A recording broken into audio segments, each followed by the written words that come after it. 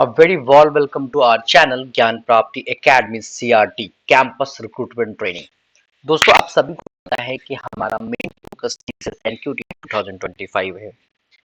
तो वैसे बच्चे जो वीडियोस में आज पहली बार देख रहे हैं या वीडियो स्किप हो गया है, उनका कोई वीडियो फाइंड आउट करने में प्रॉब्लम आ रही है, वैसे बच्चे आई बटन पे क्लिक कीजिए।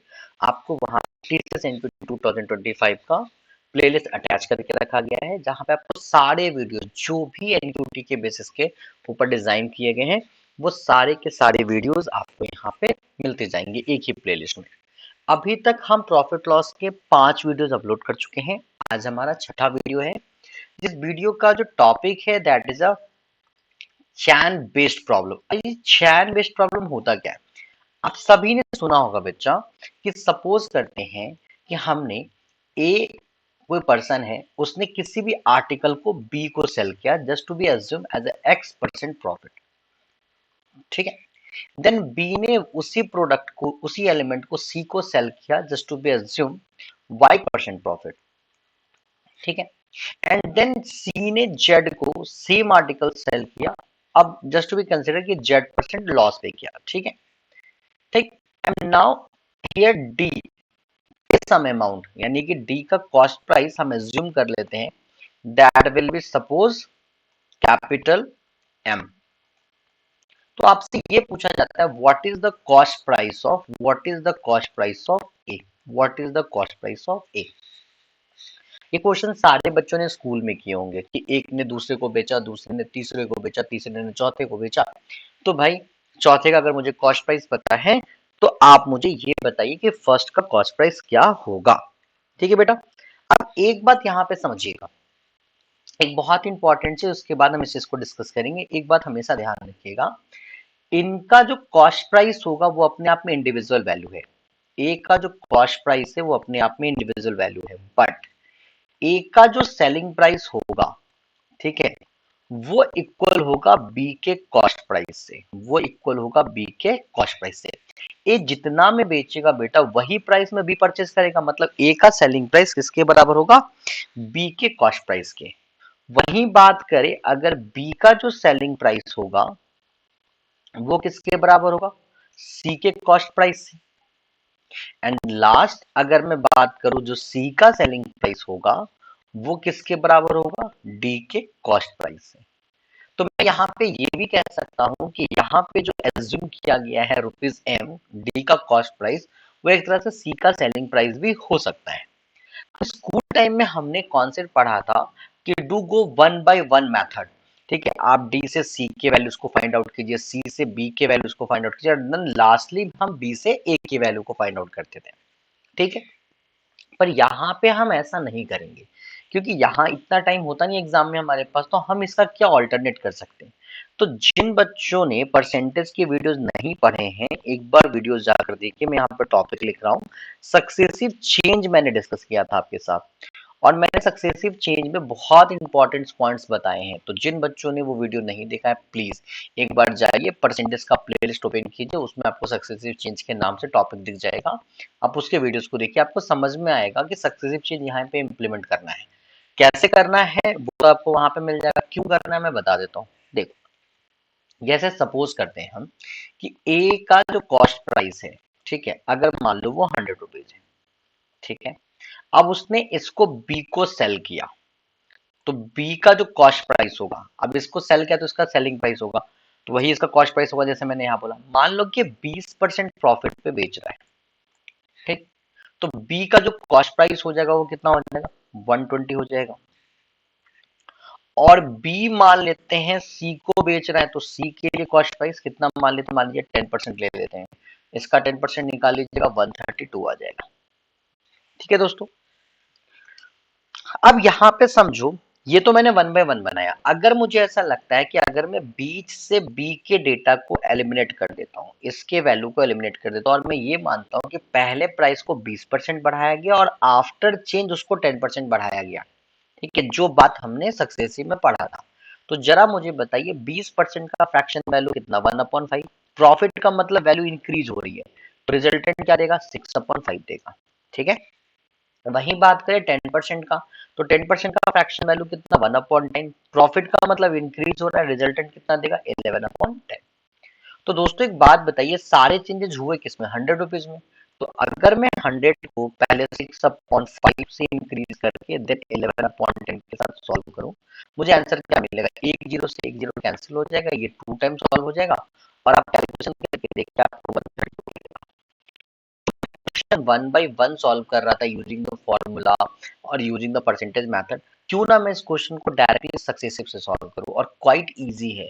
या तो मुझे बैक जाना हो, या तो मुझे मतलब रिवर्स जाना हो, या तो मुझे फॉरवर्ड जाना हो, किसी भी कंडीशन में कॉन्सेप्ट आप को यूज कर सकते हैं, ऐसा कोई दिक्कत नहीं आता। ठीक है, अगर मुझे ये वैल्यू पता था तो मैं यहाँ पे पहुंच गया, मुझे अगर ये वैल्यू पता होगा तो मैं यहाँ पे पहुंच सकता हूँ। आपके मैक्सिमम क्वेश्चन में आपको यही मिलेगा।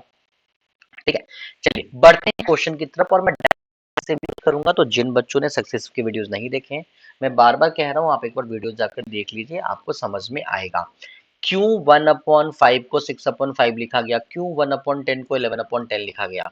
ठीक है, कब ये 9/10 लिखा जाएगा, कब ये 4/5 लिखा जाएगा। तो इसके लिए एक बार वीडियोस को जरूर देखिए, आपके डाउट्स क्लियर होंगे। बेटा डाउट्स क्लियर होना बहुत जरूरी है, ये बात ध्यान रखिए।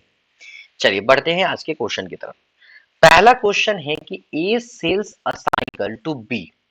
ए ने किसी भी सॉरी किसी भी आर्टिकल को तो नहीं बोल सकते, क्लियरली है कि ए ने साइकिल बेचा है किसको, बी को 10% प्रॉफिट पे बेचा है। कितने प्रॉफिट पे बेचा है, 10% प्रॉफिट पे बेचा है। एंड बी ने वही प्रोडक्ट सी को बेचा है और उसके लिए उसने 20% प्रॉफिट अर्न किया है। ठीक है, इफ सी पेज मतलब सी का कॉस्ट प्राइस मुझे कितना पता है, सी का कॉस्ट प्राइस मुझे पता है 3960 ₹3960। तो आपसे पूछ रहा है कि बताइए ए का कॉस्ट प्राइस क्या है। तो बेटा कुछ नहीं करो, सिंपली मान लो ए का कॉस्ट प्राइस एक्स रुपीज है। ठीक है, अब एक्स ने पहले 10% प्रॉफिट पे बेचा, तो 10% का फ्रैक्शन वैल्यू 1/10 इंक्रीज हो रहा है, इट मींस 11/10। ठीक है, मल्टीप्लाई बाय 20% मतलब 1/5 प्रॉफिट हो रहा है, मतलब वैल्यू इंक्रीज हो रही है, it become 6/5। Data multiply is equal to 3960। अब आप इसको फटाफट सॉल्व कर लो, x की वैल्यू चाहिए मुझे। ठीक है, तो अगर मैं देखूं बेटा, तो x इज इक्वल टू क्या लिख सकता हूं मैं, 3960 multiply by 10 multiply by 5 upon में 11 मल्टीप्लाई बाई 6, आराम से लिख सकता हूं मैं।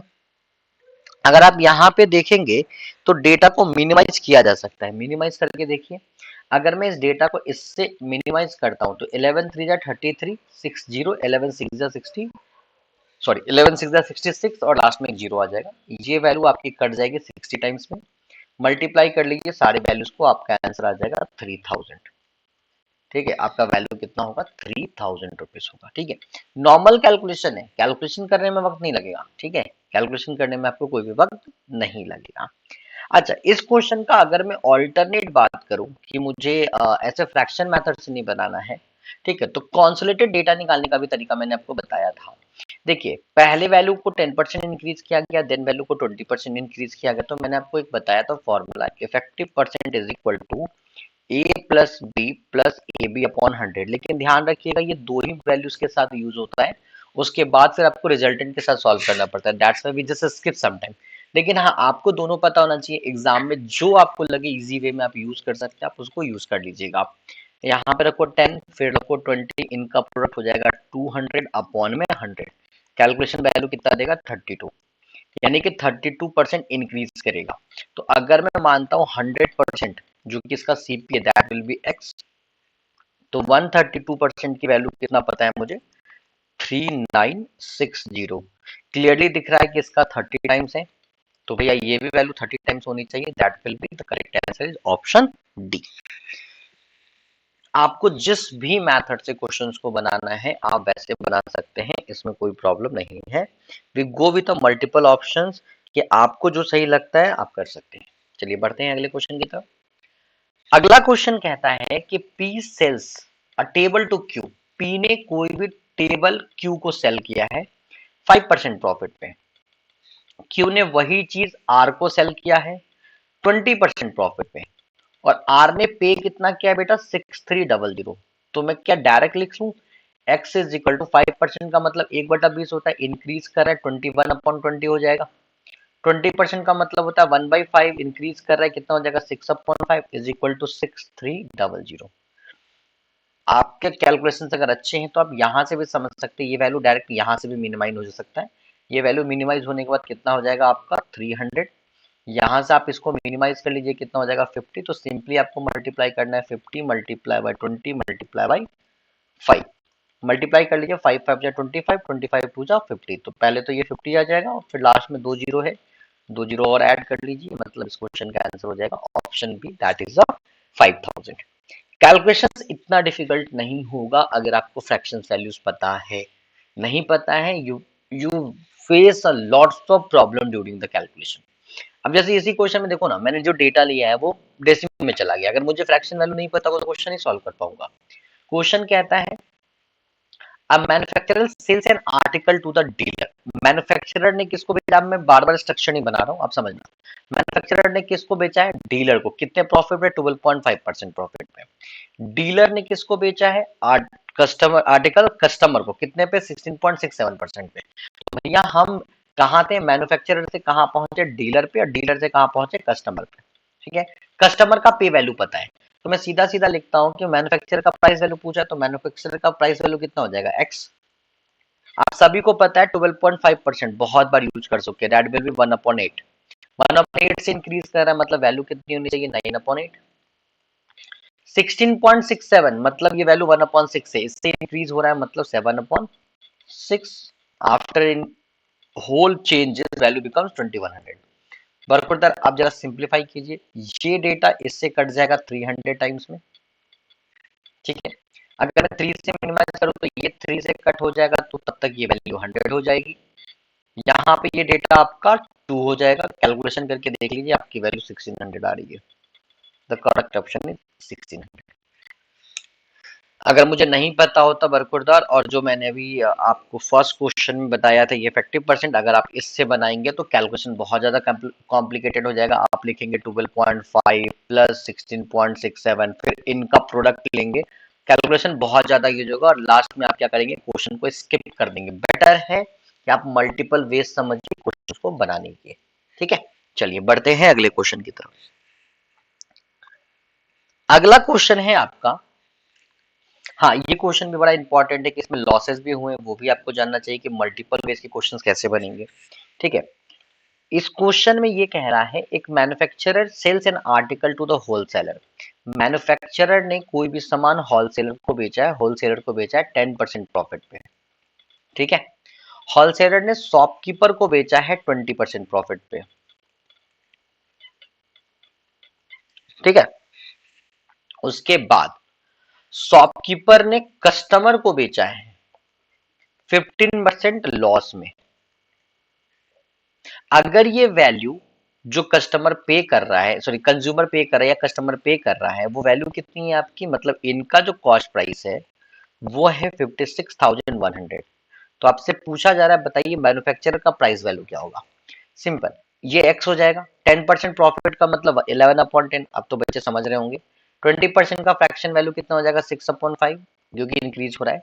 15% अगर आप बच्चा देखोगे तो 15% का जो फ्रैक्शन वैल्यू होता है that is nothing, that is 3/20। क्योंकि डिक्रीज हो रहा है तो 3/20 को हम क्या लिखेंगे, 17/20। That value equal to 561000। अब जरा इसको सॉल्व कर लीजिए। अगर मैं इसको सॉल्व करूं तो ये डेटा आपका 7 3 जा 51, देन 5 1 बचेगा, अगेन 7 3 जा 51 00। ठीक है, 11 से कट कर लीजिए, ये हो जाएगा आपका 300। 6 से कट कर लीजिए, ये डेटा हो जाएगा आपका 50। Now what do you do? Multiply 50 multiply by 10 multiply by 5 multiply by 20। तो 5 5 जा 10 एंड सॉरी 5 5 जा 25, 25 2 जा 50। तो पहले तो ये 50 हो जाएगा, 1 2 3, 3 जीरो आपके पास और बचा, मतलब इस क्वेश्चन का करेक्ट आंसर होगा 50,000। क्वेश्चंस करके देखो, अगर आपको कभी लगता है ना कि हाँ मुझसे बन सकता है सर, बना रहे हैं तो मुझे कुछ तो क्वेश्चंस क्लियर है, बना सकता हूं मैं। क्वेश्चन को, वीडियोस को आप पॉज कर लो, क्योंकि ऑलरेडी आप यहाँ पर रिकॉर्डेड वीडियोस देख रहे हो, तो वीडियोस को पॉज करो और आराम से खुद से बनाओ। डाउट होता है तो फिर स्क्रीन पे मैच करा लेना। ठीक है बच्चा, देखो अब बात करते हैं इस क्वेश्चन की। ठीक है। इस क्वेश्चन में क्या कहा है, इस क्वेश्चन में कह रहा है कि a piece of land come to a person through three middle man, तीन मिडिल मैन के मिलने से, ठीक है ना, बोल सकते तीन मिडिल मैन के बीच में होने से ये प्राइस एक पर्सन तक आता है, सबने 10% का प्रॉफिट अर्न किया है। ठीक है, तो बताइए कि ओरिजिनल कॉस्ट क्या होगा। तो जरा सोचो, अगर मान लेते हैं यहां पे इनिशिएट करते हैं कि कोई भी एक ओरिजिनल कॉस्ट होगा इसका, इस ओरिजिनल कॉस्ट से मिडिल मैन कितना हो गया, एक मिडिल मैन, दो मिडिल मैन, तीन मिडिल मैन। ठीक है, अब यहाँ पे सोल्ड आउट हुआ, या तो आप इसको फर्स्ट मैन मान सकते हो कि ये पहला मैन हो गया, ये दूसरा मैन हो गया, तीसरा मैन हो गया, ऐसे करके। यानी ये प्रॉफिट तीन मिडिल मैन ने अर्न किया, मतलब 10% की वैल्यू तीन बार अर्न हुई होगी। ठीक है, तो बच्चा आपको क्या करना है, सिंपली मान लो ओरिजिनल प्राइस फर्स्ट कितना होगा एक्स, उसके बाद ये 10% बढ़ा मतलब 11/10, अगेन 10% बढ़ा मतलब 11/10, अगेन 10% बढ़ा मतलब 11/10। मैंने ये वैल्यू तीन बार क्यों लिखी है, क्योंकि यहाँ पे थ्री मिडल मैन का है, ध्यान रखिएगा। तीनों ने अपना अपना 10% अर्न किया और वो वैल्यू किसके बराबर होगी, 399,300 के। और इस क्वेश्चन का क्योंकि आज मैंने आपको कोई क्वेश्चन दिया नहीं बनाने के लिए, इसका आप करेक्ट आंसर जो भी सॉल्यूशन के बाद आपको लगता है वो आप मुझे कमेंट बॉक्स में बताएंगे कि सर इस क्वेश्चन का करेक्ट आंसर क्या होगा। मोस्ट प्रॉब्लम मुझे ऐसा लगता है कि सारे बच्चों को क्वेश्चन समझ में आ रहा है, वीडियोस पे अच्छे लाइक भी आ रहे हैं। हाँ, एक छोटा सा रिक्वेस्ट है कि आप वीडियोस पे ना कमेंट नहीं कर रहे हैं, कि जो क्वेश्चन मैं स्किप करता हूँ मुझे ऐसा कमेंट नहीं चाहिए कि वीडियो बहुत अच्छा है, वीडियो बहुत कैसा है वैसा है, उस पे रिव्यूज अगर आप देना चाहें, अच्छाई पे मत दो यार। अगर कोई दिक्कत आ रही है तो जो तुम्हें कमी लग रही है आप उस पे दे सकते हो, कोई दिक्कत नहीं मुझे उससे, मैं उसको इम्प्रूव करूंगा ताकि और ज्यादा से ज्यादा मैं बच्चों को उससे कनेक्ट हो पाऊं। लेकिन हाँ, जो क्वेश्चन मैं स्किप करता हूँ प्लीज उसके तो आंसर दीजिए, थोड़ा मोटिवेशन बढ़ाइए मेरा भी। ठीक है, तो आज के लिए गाइस इतना ही। हाँ, बात करते हैं कि आप मुझसे कनेक्ट कैसे हो सकते हैं, किसी भी अदर सोर्स पे यानी अदर प्लेटफॉर्म के थ्रू। दोस्तों अब बात करते हैं कि आपके पास इंफॉर्मेशन कैसे प्रोवाइड किया जाएगा, किस प्लेटफॉर्म पे आपको इंफॉर्मेशन मिलेंगी, अगर आपकी कोई क्वेरी होगी तो आप हमें कैसे कनेक्ट कर पाएंगे। इसके लिए मैंने आपको चार डिफरेंट डिफरेंट प्रोफाइल दिया है। यहाँ पे एक व्हाट्सएप नंबर आपके स्क्रीन पे आ रहा होगा 8439868063, वो आपके स्क्रीन पे भी ब्लिंक कर रहा है, नीचे आपके बोल सकते हैं बैकग्राउंड पे भी दिख रहा होगा। उस नंबर पे आप डायरेक्ट व्हाट्सएप करके अपनी क्वेरीज पूछ सकते हैं, not only regarding to TCS NQT, हम बहुत सारे डिफरेंट डिफरेंट एग्जाम्स को कवर करते हैं, तो आपकी कोई भी क्वेरी हो आप वहां से हमें पूछ सकते हैं। बात करते हैं कि कोई भी जो मटेरियल आपको प्रोवाइड किया जाएगा उसके लिए आपको हमें टेलीग्राम चैनल पे फॉलो करना है। टेलीग्राम पे आपको GP_India सर्च करना है और आपको उन्हें फॉलो करना है। बात करें अब नया एक सबको पता ही है इंस्टाग्राम है, तो इस पे हम आपको डेली क्यूज देंगे, एक क्वेश्चन हर दिन आपको मिलेगा सॉल्व करने के लिए।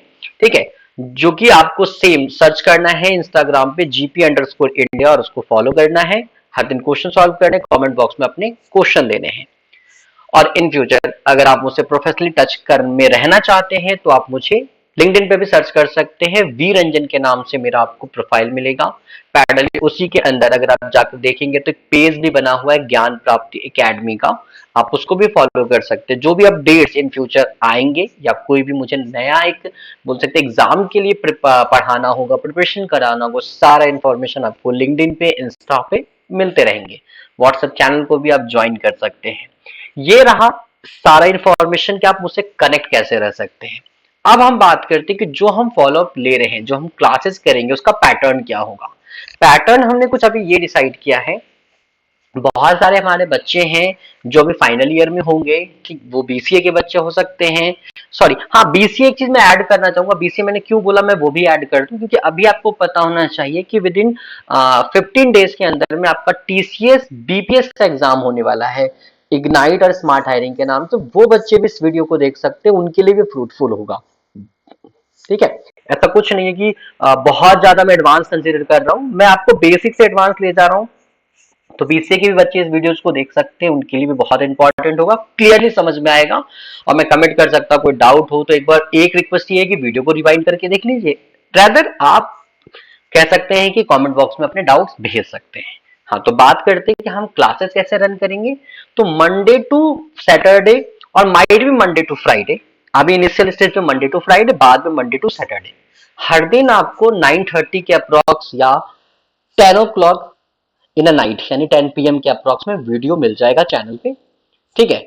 और जो भी क्वेरी होती है, जो भी डाउट्स होते हैं, आप कमेंट बॉक्स में लिखिए। अगर सब कुछ अच्छा जा रहा है, वेल एंड गुड। और हम हर संडे आपके लिए लाइव आएंगे। लाइव हम गूगल मीट पे कनेक्ट करेंगे खुद को, उसका लिंक आपको व्हाट्सएप चैनल पे मिल जाएगा। व्हाट्सएप चैनल पे आप हमें फॉलो कर सकते हैं, जैसा कि मैंने आपको नंबर बताया था 8439868063, जो अभी आपकी स्क्रीन पे आ भी रहा होगा। तो हम वहां पे आपको लिंक शेयर करेंगे। डायरेक्टली हम संडे के दिन आपके सारे क्वेरी 1-to-1 सॉल्व करेंगे, not exactly on only those question which I discuss in last week. अगर आपके अलग से भी कोई क्वेरी हो, कोई डाउट्स हो, तो लाइव क्लास में हम उसको डिस्कस करेंगे और कोशिश करेंगे कि आपके डाउट्स को क्लियर दे किया जाए। तो आज के लिए गाइस इतना ही। Thank you so much. बने रहिएगा वीडियोस में और होप सो जितने भी बच्चे वीडियो वॉच कर रहे हैं, टीसीएस एनक्यूटी 2024 आप क्रैक करेंगे, ये वादा कीजिए मुझसे और खुद से। और जो भी आपके फ्रेंड्स आपके कनेक्शंस में हैं, कनेक्ट में हैं और वो एग्जाम अटेम्प्ट कर रहे हैं, तो प्लीज उनके साथ वीडियो शेयर कीजिए, ताकि ज्यादा से ज्यादा बच्चे टीसीएस एनक्यूटी को इस साल क्रैक कर सकें। And the last final thank you